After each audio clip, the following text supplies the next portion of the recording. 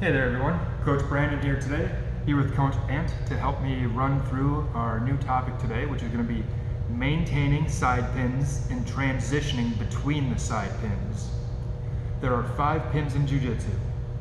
There are 3 side pins and there are 2 straddle pins, and we're going to see that throughout this chapter. In the side pins we have side control, north-south, and knee mount. And we're going to be working on maintaining those 3 positions and transitioning between those 3 positions. In the future, we're going to do the same thing with the 2 straddle pins, which is a mount and back control, where we have one knee on either side of our partner and our partner between our 2 knees. Okay? So let's get started with side pins. Your 2 main directives, I think, with side pins. Yes, you want to work towards submission. Yes, there's defensive responsibility. But 2 simple ideas that if you focus on these 2 things will allow you to maintain your pin and eventually find your way into submissions. Okay, if you stay in your pins long enough, eventually you're going to make submissions happen if you know what you're doing. Those 2 directives, those 2 key pieces of information I need you to remember. Get inside their knees and control their hips. That's going to shut their knees out so that their knees can't recover guard, so that their knees and feet can't recover guard. So stay inside their knees and control their hips. And then we're going to do the upper body equivalent. We're going to get inside and stay inside their elbows and control their head and shoulders. If we stay inside their elbows, they can't use their elbows to make space. It's going to be very hard for them to recover guard. Okay, so get inside the knees, control the hips. Get inside, stay inside the elbows, and control our opponent's head and shoulders. So how are we going to do these 2 things? From side control, okay, I know the 2 things I need to do. How exactly do I do it? How do I make sure that my partner's knees don't come back in? How do I get inside the elbows and make sure the elbows don't come back in? Well, that's what we're going to get to right now. Let's check our side control. Ant, can you lay down? So in side control, can I have you scoot toward the camera and almost right up to the border? Right around there. Perfect. So here in side control, I have 4 limbs here. I have what I'm going to call a cross-face arm, and that one's largely bound up in controlling our opponent's head and shoulders through variations of cross faces, overhooks, and variations of underhooks. And we're going to come back and look at more of that later. So I have a cross-face arm that controls the head and shoulders. I have an action arm. My action arm is largely bound up with playing defense, controlling the pocket of my opponent's hips, controlling the hips with hip blocks, controlling inside the hips with hip wedges. And then eventually, once I'm satisfactorily held the pin, coming up and controlling, getting inside the elbow so I can start to work my way in to submissions by isolating the limb. And now we can start to come up and work submissions. So that's my action arm. Again, the cross-face arm controls the head and shoulders. The action arm controls or stops my opponent from getting their knees back in, controls the opponent's hips, and then whenever it's ready, it's going to assist me in attacking my opponent's far arm. So those are my 2 arms, a cross-face arm and an action arm. Then I have 2 legs. Okay, let's actually just scoot down this way. There. So I have a cross-face arm,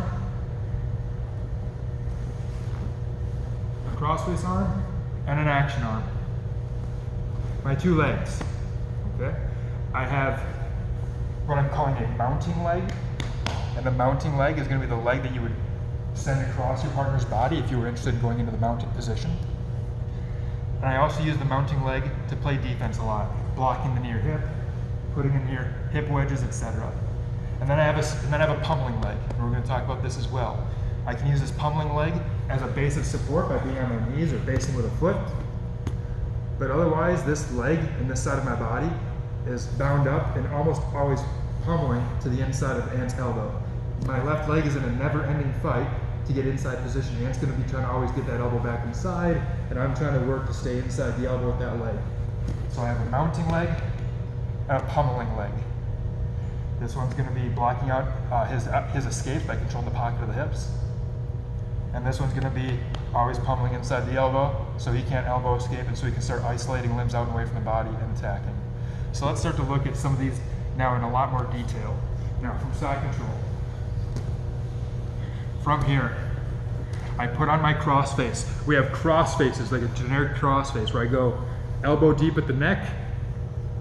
My hand controls the lat muscle right here. And then I put my shoulder over my own hand to put on a good cross face pressure. That's gonna make my partner look away. It's gonna control, it's gonna make it so he can't turn into me. Then we have reverse cross faces, where I can come over with this arm and I can take my elbow back toward my own knee. And this is also useful. If Ant were to, say, get his knee inside, if I have a reverse cross face, when Ant goes to recover guard, he can't get his head away from me. Ant needs to be able to take his head out and away from me in order to recover his guard. But with this reverse cross face, even in the event he gets that knee in, that reverse cross face makes it very hard for him to move that head away from me. So we have cross faces, and we have reverse cross faces. Now, a closely related tool to the reverse cross face, this is something I use all the time, is a far side overhook, where my attention is not on the head, but my attention rather is on getting my my wrist inside of Ant's elbow. Now, with my wrist coming up and inside Ant's elbow, I can now start working my way around Ant's body in ways that lead into submission, or in ways that lead to improving to better positions. So that's the far side overhook. Cross face, which again we saw we can put pressure on the jaw. We can always combine our cross face with the lapel for a lapel cross face, which is doubles as both a cross face and an underhook. We saw this during the half guard passing chapter. Otherwise, we have reverse cross faces. And now, as you guys just saw, we have far side overhooks, where now I can use this overhook to start going into attacks or advancing my position. We also have near side and far side, or near side and reverse underhooks. I have a near side underhook here.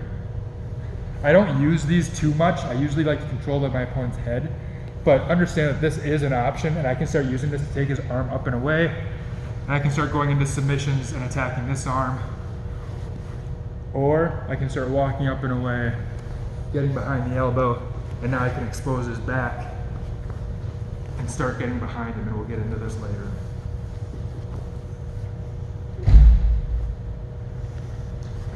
That's all right. Okay. There's also reverse underhook. So this would be a near side underhook. I can come into a reverse underhook where my cross-face arm goes across the body, and I can jack Ant's elbow up like so. So when Ant tries to bring his elbow back to his ribs, I control his arm. I can do this with either keeping my elbow down, or I can retract my hand back, posting on a hand, and now when Ant tries to bring that elbow back in, I control it. This makes for great opportunities to expose the far side of Ant's body. I get my elbow inside the hip here. I expose the far side, and now I can easily step up and over into the mount position. We'll look at those later in the series. So those are the roles of my cross-face arm. Cross faces, reverse cross faces, far side overhooks, near side underhooks, and reverse underhooks. Now, let's look at some of the roles of my action arm, because the action arm is incredibly important. The action arm is going to help me play defense, stopping Ant's legs and hips from escaping, and then whenever the time is right, it's going to help me go into submissions. So when I'm playing here, I set my cross-face arm with whichever cross-face variation I want to use. I'm just going to set a cross-face right here and just leave that for now.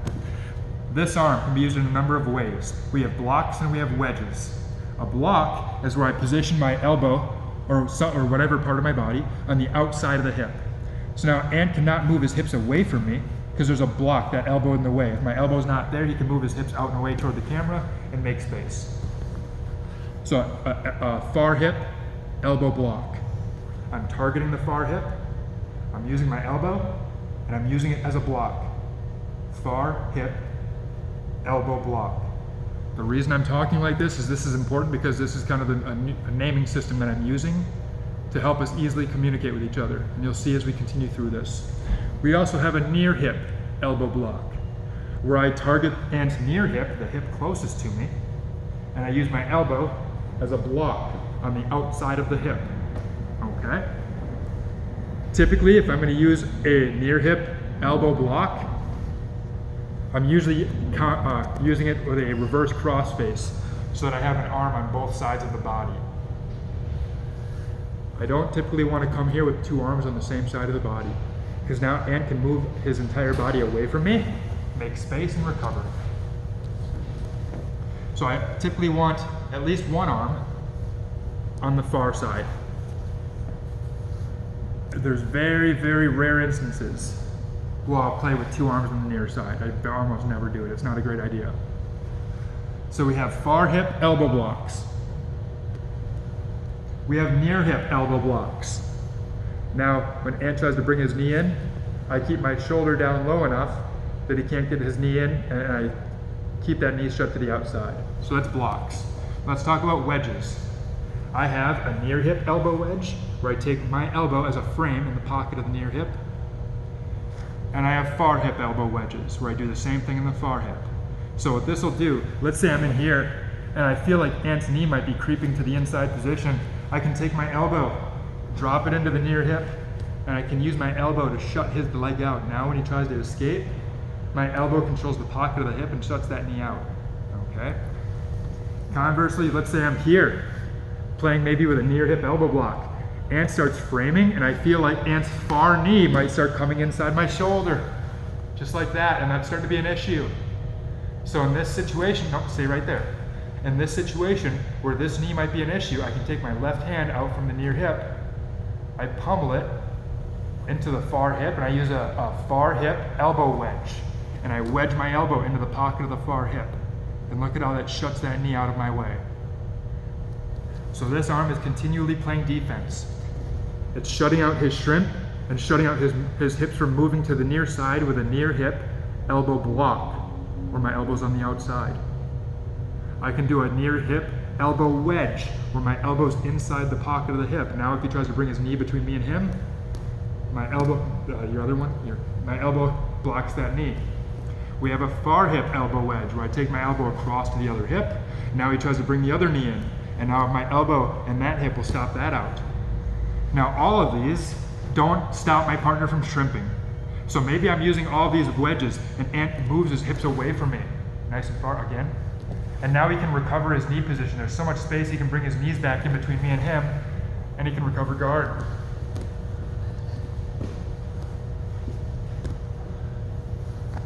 So something I might do is if I feel Ant starting to shrimp his hips, I might drop my elbow outside of his hip as a far hip elbow block. Now when Ant tries to shrimp and make space, he can't, okay? So those are the roles of my arms. I have a cross face arm, cross faces, reverse cross faces, far side overhooks and underhooks. And then my action arm plays defense with near hip blocks, far hip blocks, near hip wedges, and far hip elbow wedges. Last but not least, this arm can also be used to come up and wedge inside of his elbow. So first, remember our first directive was to get inside the knees and control the hips. And then the second was to get inside and stay inside the elbows so I can control the head and shoulders. Now that I'm inside the elbows, I can start going after submissions. If he extends out of the Americana, which he probably will, now I can start pulling him up, and we can start going after Kimuras, stepping around for Kimuras and arm bars, all sorts of great options here.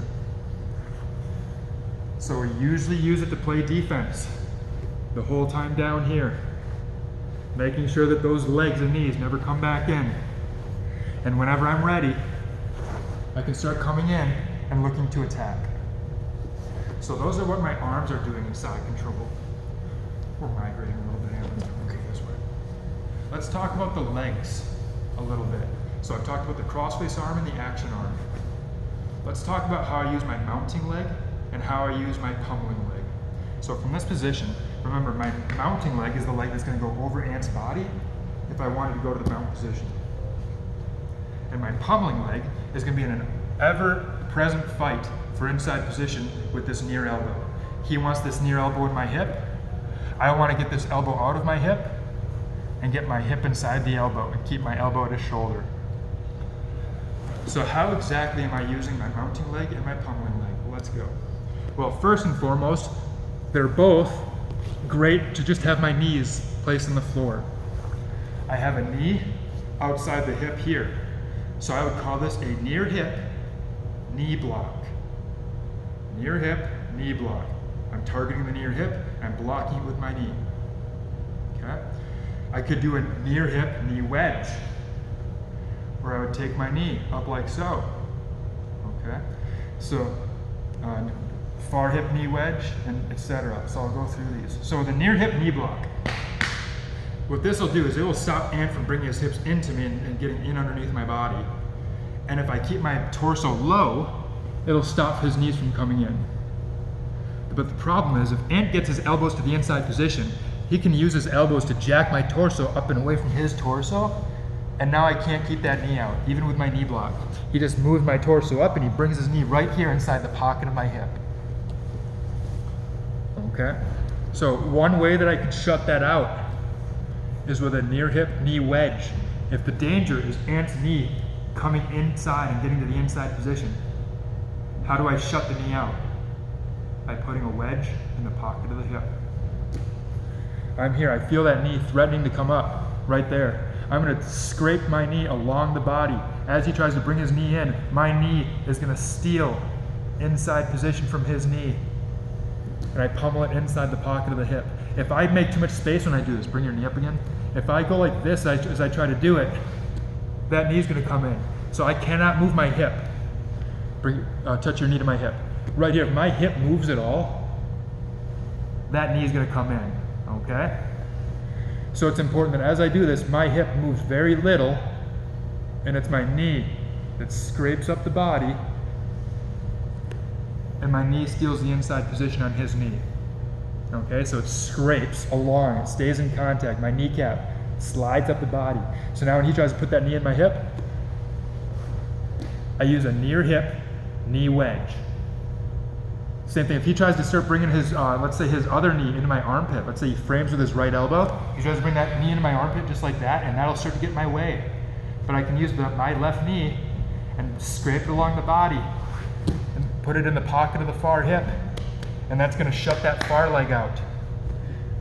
Okay, so I use my mounting leg very similar to the way I use my action arm. Now, what's the last thing we covered? We did a near hip block, a near hip wedge, a far hip wedge. What's last? A far hip block, right? And that's what we call shin mount. When I take my knee and I bring it all the way across and I put it to the floor so it blocks the far hip. Drop your legs.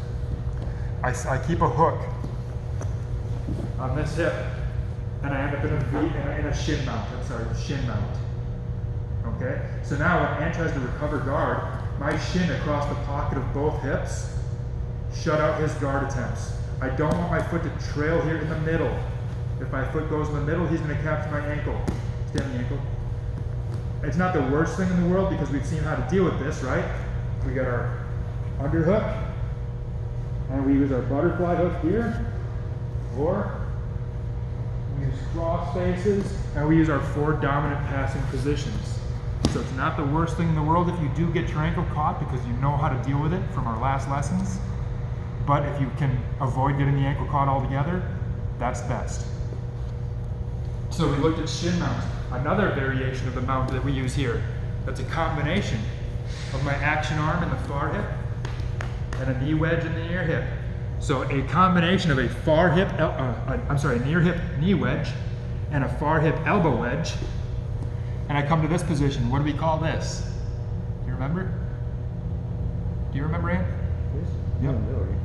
Yeah, and I call it V-mount. So I call this knee on belly when I don't have the far wedge. The problem with knee on belly, though, is Ant can quickly shrimp his hips out and away, and I lose it. But if I put my elbow as a wedge in the far hip, and my hand is a block on the floor. So I have like a far hip hand block and a far hip elbow wedge. Okay? Now between these, if Ant tries to do that same thing, I control the hips. So we have a V mount, knee mount, and shin mount. Okay, I just want you guys to keep all these square, or understand the different roles of them. Okay, in shin mount, my hand is available to start going into underhooks and such. I can use my left arm.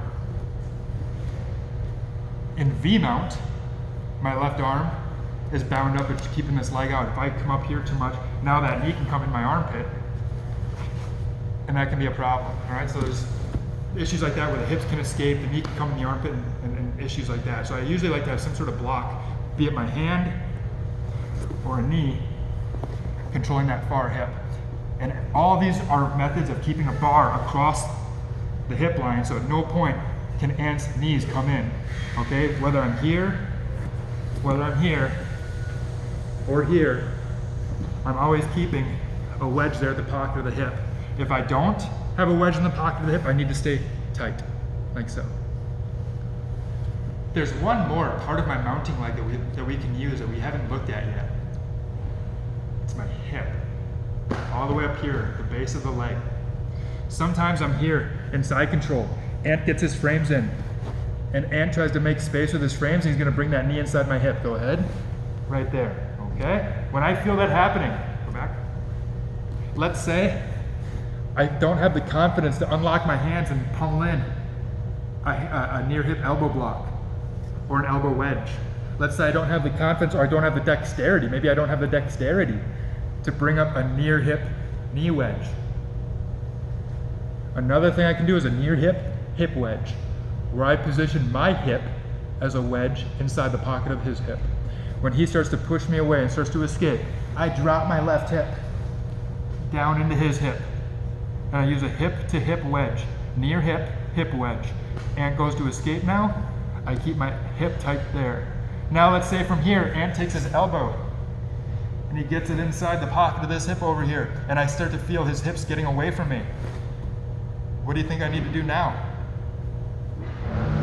I need to wedge into the pocket of the hip. So something I might do is I might take my hand away from the far hip, and as he moves and escapes, pummel it into the near hip, so that now, let's rotate, all the way around, all the way around. Once I'm here, he tries to bring his knees in, my arm acts as a barrier keeping the knees out. And if he gets those knees tight to the chest, I can use my arm to clear his legs. So again, I'll show it from this side. I'm here. Ant goes to bring his knee in the pocket of my hip. I use a hip to hip wedge, a near hip wedge. He goes to use his elbow to make space between my hip and his hip. I feel that space starting to happen. So I'm losing control of my hip. So instead of using my hip to block out his near hip, I'm going to switch and use an arm. He makes space. Well, I use an arm right here. Okay, conversely, he's making space. Another thing I could do, go ahead and start making space. I could pummel, I could come in tight with my knee to the shoulder. And as he makes space, I start coming over the arm, and I blade my knee into the pocket of the hip, right over the arm. This is another tactic I use. And I'm just trying to cut my knee down into the pocket of the hip. So as you feel your opponent slipping and escaping away, that's going to be the time to transition to account for their escape. We'll come back to this in a little bit, but let's look at what we do with the last limb, the pummeling leg. We've looked at the crossface arm. We've looked at the action arm. We've looked at the mounting leg. Now let's look at the pummeling leg, okay? And back down again. Perfect. So this leg is in an ever-present fight to pummel inside this elbow.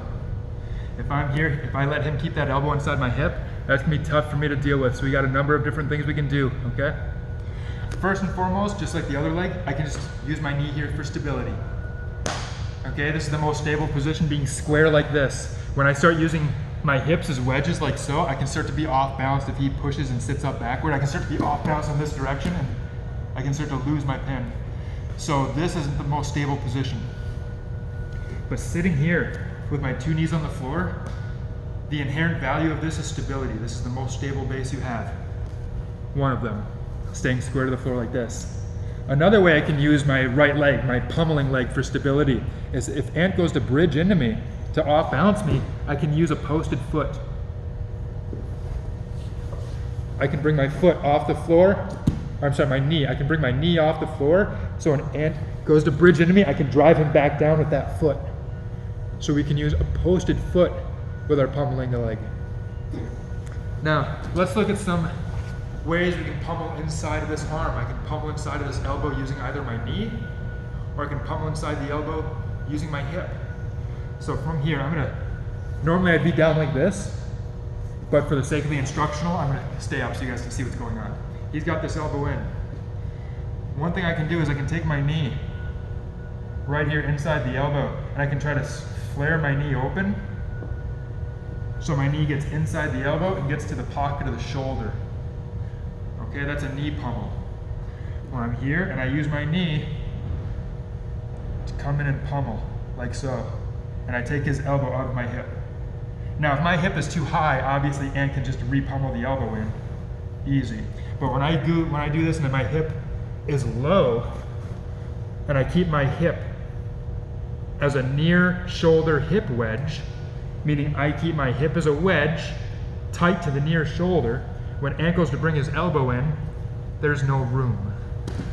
So once we pummel inside with our pummeling leg, be it a knee pummel, a hip pummel, whatever, we'll talk more about that later. Once I get inside, I like to solidify it with a near shoulder hip wedge, getting my hip tightly into the pocket of the shoulder. So that was a knee pummel, that's very basic. Let's look at a couple more advanced stuff, like a hip pummel, okay? So when I'm here, same thing. I can use my right hip to come in, and I can get my right hip to Ant's near hip. And now I'm just gonna scoot my hip along the ribs until my hip gets inside the elbow and shuts the elbow out. So that's one way to do a hip pummel. It's not even my favorite way. This is just the traditional way. I've got an even better way to show you guys in a second. When I'm here, I take my hip down to his hip. Maybe I'm using a reverse crossface, a reverse underhook, doesn't really matter. I get down here, and now I'm going to use my hip to try to pummel inside of Ant's elbow. Just like so. So now when Ant goes to use his left elbow to escape, his left elbow has been completely shut out, and I can start improving my position. Another way to do the hip pummel, this is a way that I prefer. I'll show you on this side. The problem is Ant can get this elbow down to the floor. So if I try to take my knee or my elbow in, if he crunches his body, yes, that becomes very difficult to try to scoop out with a knee, to try to scoop out with a hip. But what if I were to force Ant, if I were attacking this elbow, what if I were to force Ant into this position?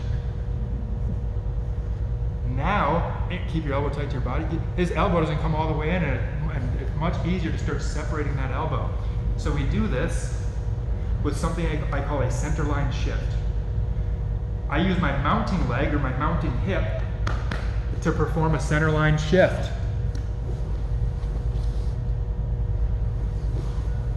Okay, so from this position, Ant has his elbow in tight. My goal is to pummel inside this elbow, but Ant's elbow is so tight to his body, it's really hard to get inside with either my knee or my hip. So I use a good cross face, and then my left hip, my mounting hip, does a centerline shift where I use it to collapse his hips to the far side. And that starts to bring this elbow away from the body. It starts to bring this elbow up off the floor. So now from this position, now I scrape up the body with my hip. And I've gotten to my near shoulder hip wedge. And now that I'm inside that elbow, when Ant goes to elbow escape with using his left elbow, it's completely shut out. And now I can look to start getting inside position on the far arm, and I can start to look at setting up my submissions. Okay, so that's what we're doing with all of our 4 limbs. Now this is the big section, the side control. We still have to go through north, south, and knee mount. Luckily, these are easier topics. But let's review side control quick. We had a cross-face arm that controls our opponent's head and shoulders through cross faces, reverse cross faces, far side overhooks, and underhook variations. We have an action arm that's bound up with controlling my partner's hips as blocks and wedges to keep their legs and hips out. And then whenever I'm ready, I can take that action arm and I can use it to attack my partner's arms with the underhook. We had a mounting leg, which was very similar to our action arm in that it played defense against my opponent's legs and hips. I used near hip blocks, near hip wedges, far hip blocks. We combined it with our arm and things like V-mount, and we used shin mount to completely shut the legs out. That was all done with the mounting leg. We can also use that mounting leg to perform a center line shift, to force my opponent's knees to point away, to force them up onto their side and expose that near elbow. And that near elbow exposure is where my pummeling leg comes in. Now once that elbow is exposed, I can use my pummeling leg to start taking that elbow out and away from the inside position so they can't elbow escape. And now I can isolate their arm. Now the way that you have to use all these is you have to use these as your opponent tries to escape. No single pin will hold your partner down indefinitely. If I just get one form of pin and I try to hold on to that forever, I'm never going to be able to hold it. You've got to move around your partner to compensate for his escape attempts. And can you go on your back? So I'm here. Let's say I'm here, and just nice and slow. Ant tries to go for an escape. I feel like he's trying to elbow escape in the knee and with the near knee, so I'm going to drop to a near hip wedge. Now from here, he's going to keep trying to escape. I don't know what he's going to do next. He's going to try something. He's going to get inside there, so I'm going to pummel my left hand here to the pocket of the hip. So now when he tries to bring his knees in, my left arm across the pocket of the hip stops him. Okay, now I come back to this position. Now he might try and escape. I don't know what he's going to do, but he might try something else. Yep, so from right here, now this would be where I'd make a transition to a new position, to north-south. We'll come back to this later. And let's stay within side control for now. Okay. If he tries to get an underhook escape,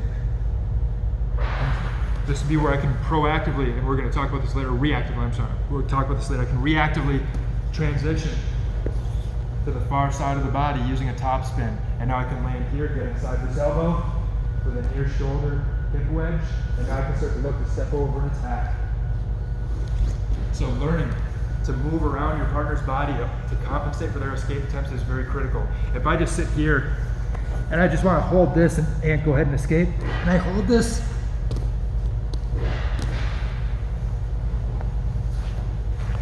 I'm not going to be able to hold it forever.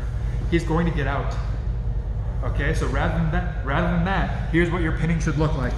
Go ahead. Keep going.